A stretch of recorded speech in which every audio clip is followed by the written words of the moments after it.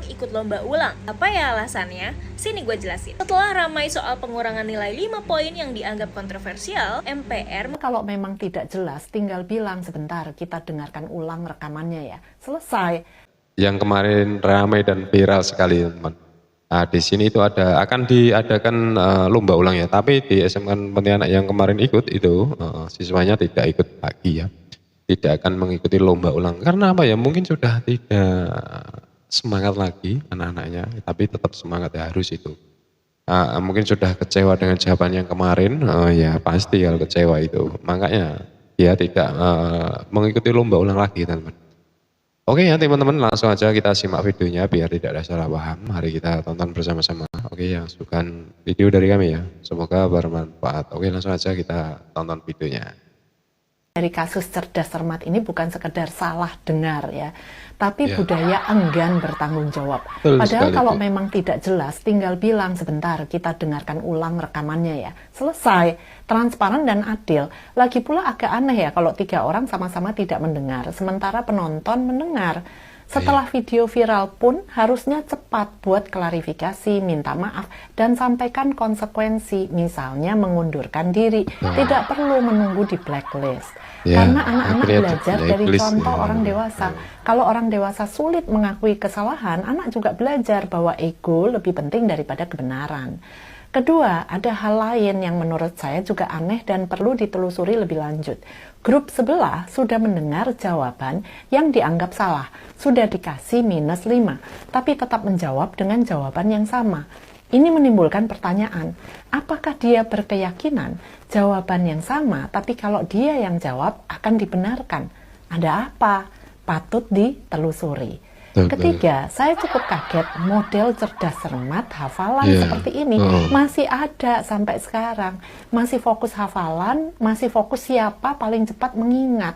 Padahal di era AI sekarang, informasi seperti itu bisa dicari dalam hitungan detik. Yang lebih penting justru HOTS, high order thinking skills. Misalnya pertanyaannya diubah, kenapa DPR perlu mempertimbangkan DPD dalam memilih anggota BPK misalnya? Masih relevan tidak? Kalau kamu diminta mengevaluasi sistemnya, apa yang akan kamu ubah?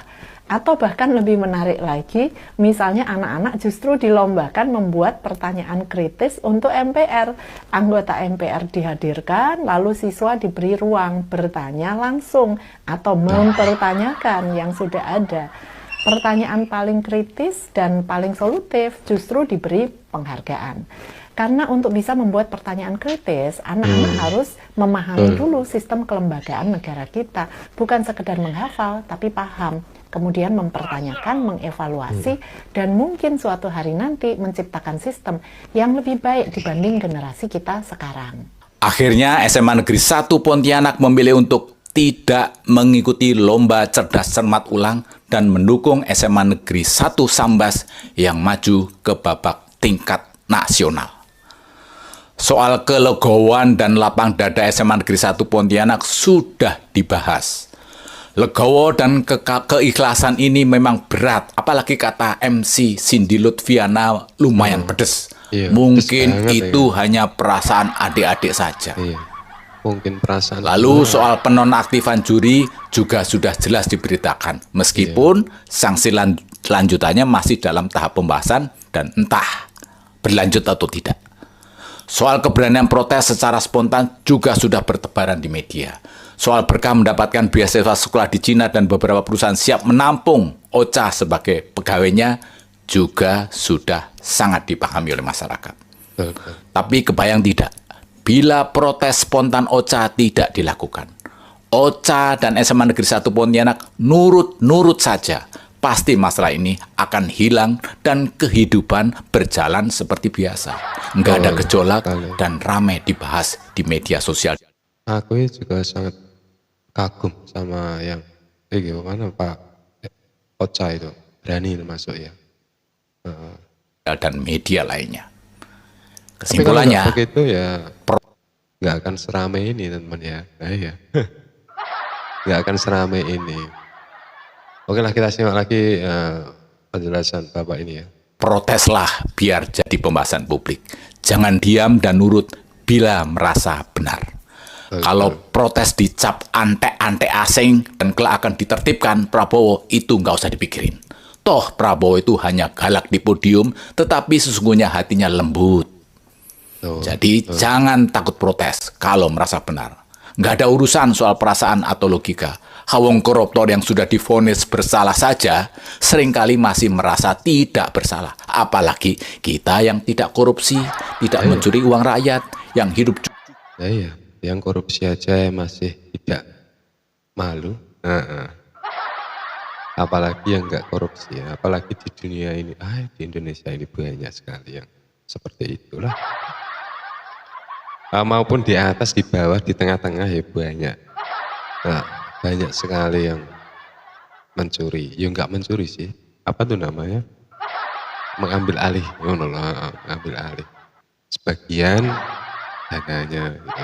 Makanya akhirnya kan mari uang itu nggak bisa teriak, nggak bisa bicara. Jadi ya diem aja di situ. Ditaruh dimanapun diem. Nah, coba aja kalau bisa teriak, pasti ketahuan.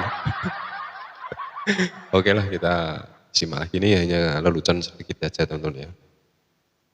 Jujur dan apa adanya. Keberanian protes memang mahal harganya. Saya yakin guru yang pernah ngajar anak ini pasti merasa bangga.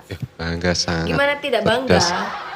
ketika kita tuh memiliki seorang murid yang mana berani mengklarifikasi atau menanyakan tentang suatu kebenaran. Gitu. Dia kan ngomong kalau jawabannya itu sama. Kenapa nilainya beda? Ya, Meskipun tanggapan dari orang sekelilingnya itu tidak seperti yang dia harapkan. ya. Menurut aku nilai ini itu patut untuk ditanamkan kepada anak-anak kita. Ya. Kita berani bersuara, kita berani menanyakan tentang satu kebenaran, kita berani klarifikasi. Ya itu harus dipertahankan karena itu satu sikap yang baik dan memang harus kita miliki, baik itu sekarang ketika masih remaja maupun ketika sudah dewasa. Karena kita beberapa waktu terakhir kita banyak menemui kan, ketika ada orang yang kita anggap itu terhormat, mungkin pejabat atau orang yang lebih kita anggap guru kita atau ketua yayasan atau siapapun itu yang kita anggap itu orang yang kredibel, orang yang terhormat lah intinya. Kita nggak berani berkata tidak. Ketika mereka bilang bahwa 1 ditambah 12 sama dengan 15, kita nggak berani ngomong itu salah gitu loh. Yang benar tuh jawabannya adalah 13, harusnya kan gitu ya. Tapi ketika kita melihat bahwa itu yang ngomong kiai kita, guru kita, pejabat, siapapun itu, kita tuh nggak berani ngomong. Kenapa? Ya karena kita mulai kecil, mulai ciut gitu loh. Sedangkan kita di sekolah itu ya mestinya beda lah pangkatnya, punya pangkat dan punya bangga lah. Orang biasa gitu maksudnya. Dunia awam kan ya beda pangkat, nggak berani mau ngeritik yang di atas itu. Tapi kalau nggak disegituin, nggak dikritik ya seona-ona juga. Seona-ona apa ya, orang zaman sekarang itu banyak yang aneh.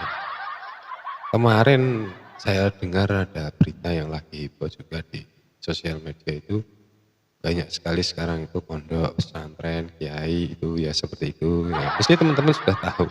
Nah ya dunia ini mungkin semakin sudah mulai, enggak di Jawa Timur dan Jawa Tengah ya, itu sudah banyak yang seperti itu. Apalagi kemarin itu di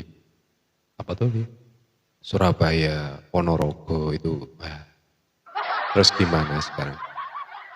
Nah, dunia ini kan mungkin sudah mulai aneh, tapi ya kita tetap waspada, itu harusnya waspada. Hati-hati boleh, kita harus hati-hati juga. Oke, kita ini hanyalah sebentar ya, kita informasi sebentar aja, kita lanjut lagi ke video selanjutnya ini. sebenarnya kan dilatih untuk berpikir ya.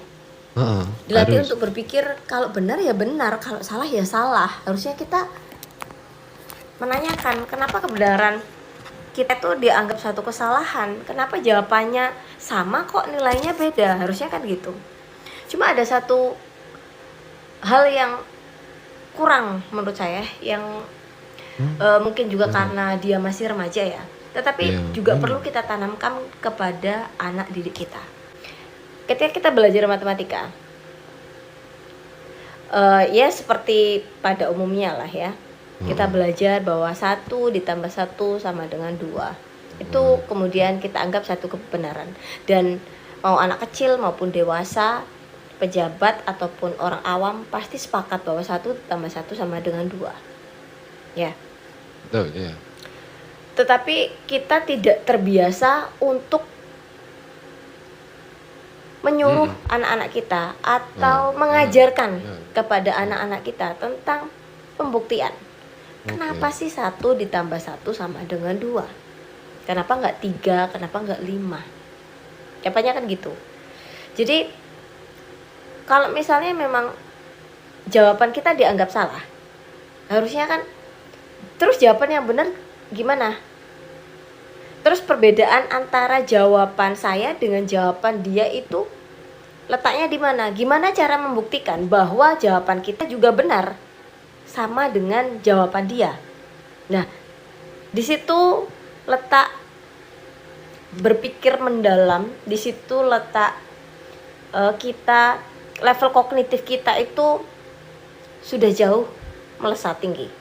Jadi ketika kita dikatakan salah padahal jawaban kita benar, maka kita harus membuktikan bahwa jawaban kita adalah benar.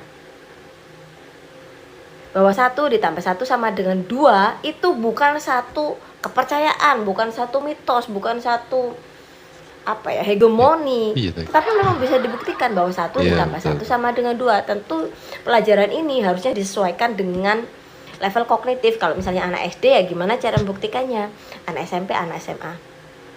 Kita buktikan bahwa 1 tambah 1 tidak sama dengan 3, tidak sama dengan 4, tidak sama dengan 5 dan lain sebagainya.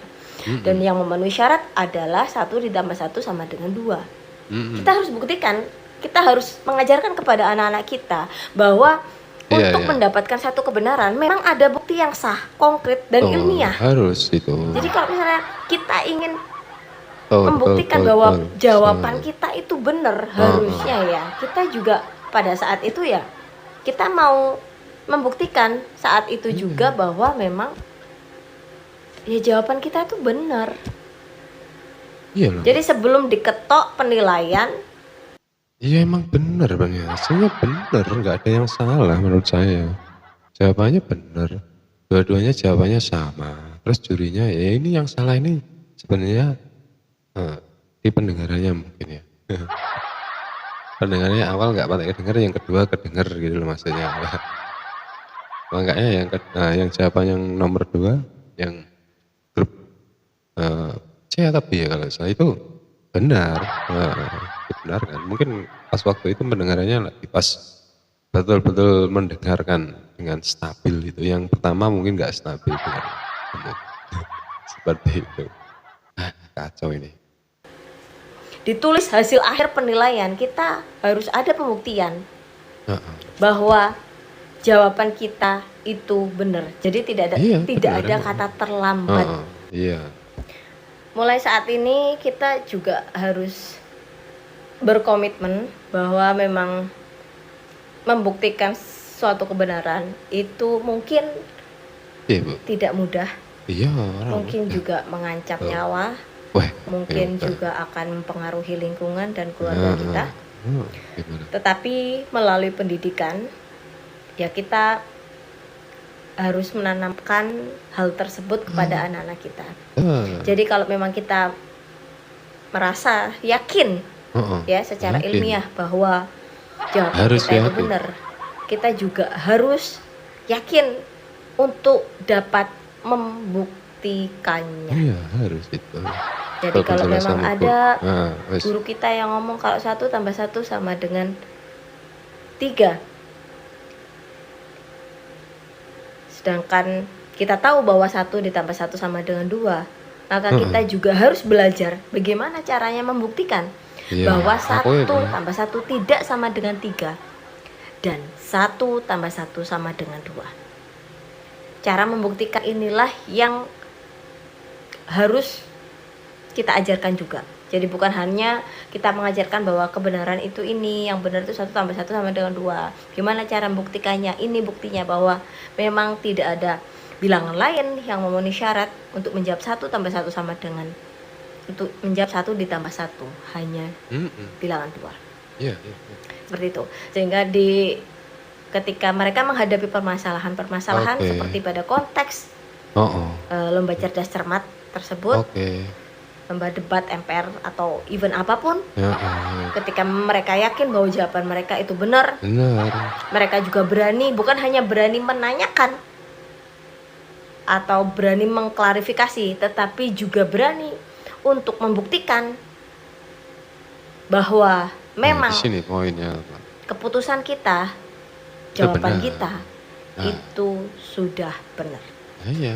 Saya kira itu yang memang penting untuk kita pelajari juga pada anak-anak kita, mumpung mereka masih muda, sehingga di kemudian hari mungkin mereka jadi pejabat, jadi pegawai negeri, jadi siapapun itu, jadi pengusaha.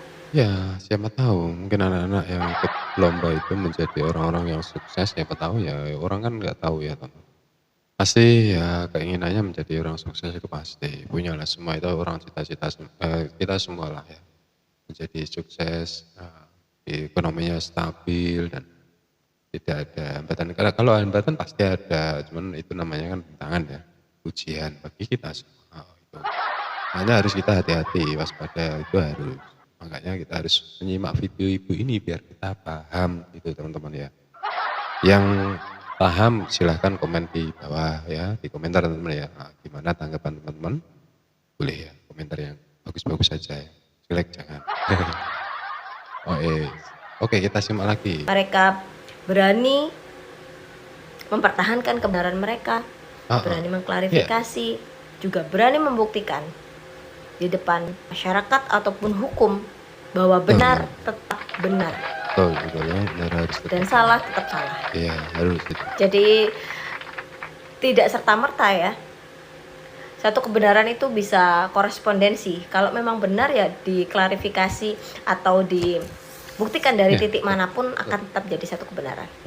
Harus. Sekalipun itu yang ngatakan tukang becak, kalau 1 ditambah 1 ya sama dengan 2. Kalaupun dia rektor, 1 tambah 1 sama dengan 2. Artinya sama siapapun tuh yang ngomong kebenarannya tetap kebenaran.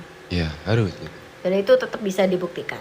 Iya, harus. Kita harus belajar yang seperti itu juga di sekolah, sehingga kejadian-kejadian seperti ini saya harap tidak terulang lagi dan anak-anak bisa lebih berani bersikap. Tahu apa yang harus mereka lakukan ketika mereka disalahkan padahal mereka benar. Menurut kalian gimana? Betul sekali, benar sekali Bu. Menurutku ya harus, kebenaran itu harus dilawan. Kalau salah ya harus bilang salah, kalau benar harus bilang benar Bu. Benar, aku setuju dengan kata-katamu Bu. Sangat setuju sekali. Oke ya, kita simak lagi nih Abang. Salut untuk SMKN 1 Pontianak yang tidak ikut lomba ulang cerdas cermat di Kalimantan Barat. Benar. Karena kalau menurut saya itu sudah keputusan paling benar. Benar, aku ya keputusannya benar SMKN 1. Nah itu, saya sangat setuju dia tidak ikut lomba ulang lagi. Karena apa? Ya mungkin udah kecewa, atau mungkin ya kalau nggak kecewa pasti ya. Mungkin punya pendapat lain ya. Karena ya tadi ya, jawabannya yang kemarin itu dilaksanakan beda kan jawabannya, harusnya betul malah -5 gitu. Makanya banyak sekali yang ramai sekarang itu.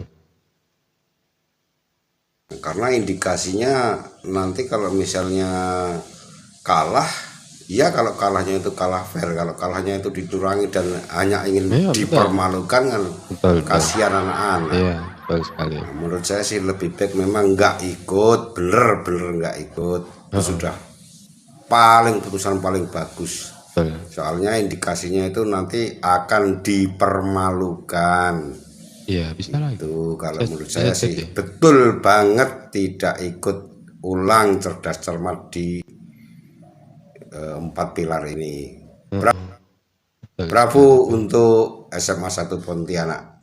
Setelah dapat -5, SMAN 1 Pontianak justru menolak ikut lomba ulang. Apa ya alasannya? Sini gue jelasin. Setelah ramai soal pengurangan nilai 5 poin yang dianggap kontroversial, MPR memutuskan final lomba ini akan digelar ulang. Tapi ternyata keputusan itu ditolak oleh SMAN 1 Pontianak. Lewat pernyataan resmi yang diunggah di akun Instagram sekolahnya, Kepala Sekolah Indang Mariati menegaskan bahwa SMAN 1 Pontianak tidak akan terlibat dalam pelaksanaan lomba ulang tersebut. Pihak sekolah juga menjelaskan bahwa sejak awal tujuan mereka bukan untuk membatalkan hasil lomba, melainkan meminta kejelasan dan transparansi terkait sistem penilaian yang dipersoalkan. Meski begitu, SMAN 1 Pontianak tetap menghormati hasil yang sudah ditetapkan dan memberikan dukungan penuh kepada SMAN 1